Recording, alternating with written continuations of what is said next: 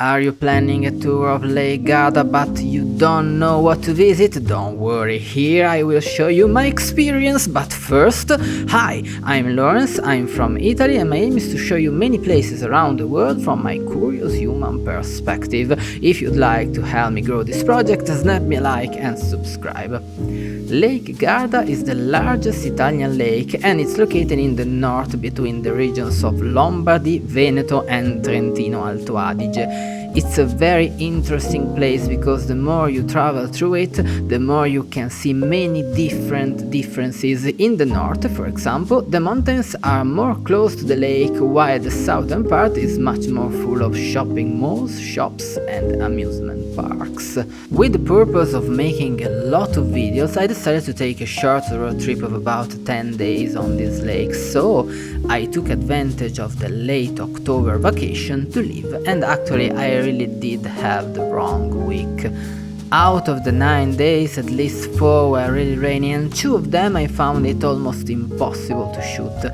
I catch a particularly unlucky week, but if you want to be less likely to be unlucky, I would recommend another time of year. Here maybe spring that is not crowded and you can walk around the lake in short sleeves is better, yes.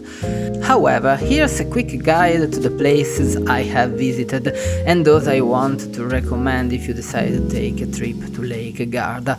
The first day after arriving at my first hotel, I visited the hidden gem of Borghetto sul Mincio.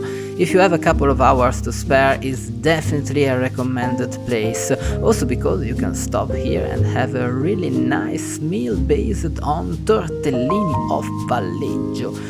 Beautiful.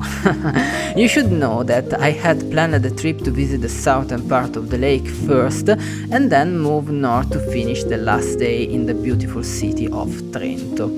In the southern part, I recommend visiting Sirmione with its Scaliger castle and the grotte of Catullo, and above all the villages of Peschiera, Bordolino and Lazzise. I had also planned to visit Salò and Desenzano, but that day there was the worst weather I have ever experienced traveling, so I especially recommended the island of Garda, but unfortunately I don't have the video about it, I'm sorry.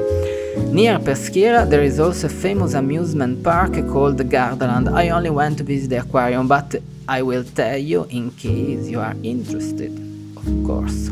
After 4 days, I pointed the bow of my spaceship northwards. First amazing place I visited was Malcesine, a small village right under Monte Baldo. This was my favorite place on this trip, between the beautiful castle with a natural history museum inside and the statue of goat and the cable car that takes you up to see one of the most beautiful views in the area is definitely a must visit. I spent 3 days on the northern part of the lake, where I visited Riva del Garda, Limone and the beautiful Lake Ledro, where I shooted really cool photos with a beautiful autumnal vibe. On the last day I decided to visit Trento, a small but very beautiful town that had been on my wish list for a long time.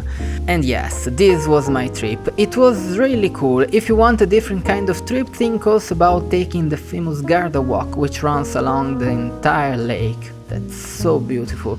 But what this trip mean for me?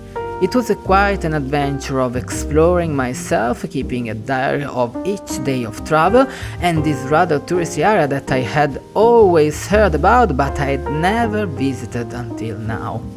If you are interested in learning more, I have made a dedicated video for each location I mentioned. As I told you earlier, the only critical point this time was the weather. In the end I got away with it anyway, but from now on I will try to avoid trips at this time because I always catch rain in October. But in the end, come on, even this raining and somewhat melancholy vibe has its why, right? Well, now it's time to say goodbye. Thank you for watching this video, I hope you enjoyed, and see you the next week probably. In the meantime, cheers!